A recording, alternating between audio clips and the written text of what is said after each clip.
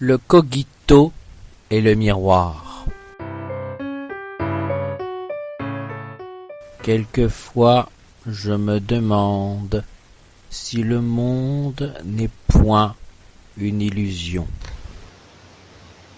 Je me veux un être raisonnable, alors je me persuade de la futilité de ces errements métaphysiques.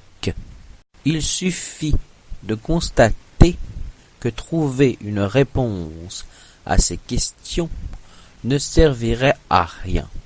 Néanmoins, dans notre cœur, toujours germera cette inquiète bénédiction de la curiosité. L'existence de Dieu, l'origine de l'univers, la question du libre arbitre, l'essence de l'être, voilà de sublimes mystères. Peut-être devrions-nous, pour certains points, cultiver une inclinaison pour l'obscurité. Dans mon enfance, de fantasques manières, je jouais avec ces questions. J'aimerais encore goûter au charme de les découvrir et les manipuler encore avec la même candeur que si elles venaient d'être inventées. Je crains que la philosophie ne s'avère une quête aussi subjective que l'art.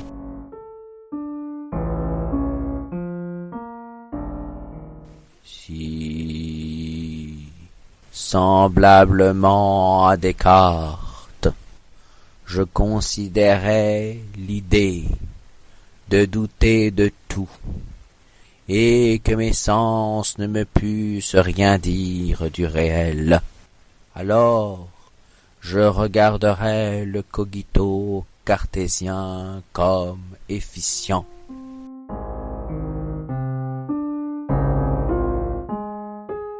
Oui, j'existe. Néanmoins, dans le cogito se trouve une coordination logique, ergo, que Descartes ne remet point en doute. L'illustre rationaliste ne douta jamais de la raison. Heureusement, il existe une variante du cogito. Reprenons. Je me demande si le monde n'est pas une illusion. Qui formule cette question? S'il existe une question, il faut bien une personne pour la poser. Cette personne, je subodore qu'il s'agisse de moi-même.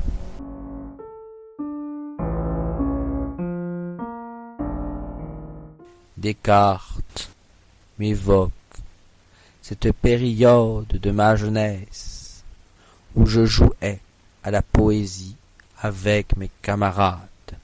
Le temps a aboli le poème de ma jeunesse.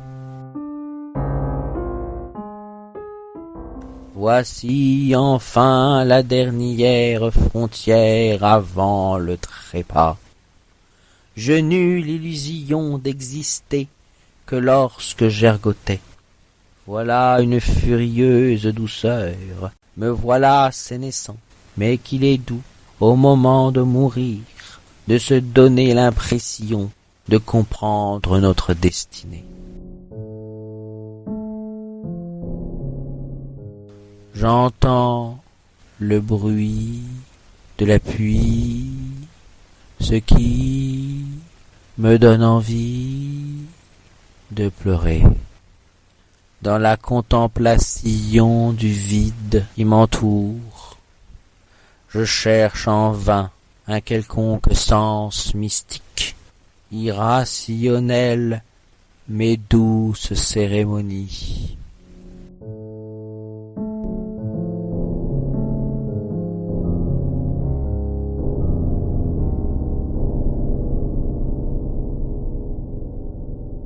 Finalement, le monde, qu'il existe ou qu'il n'existe pas, oh, quelle importance!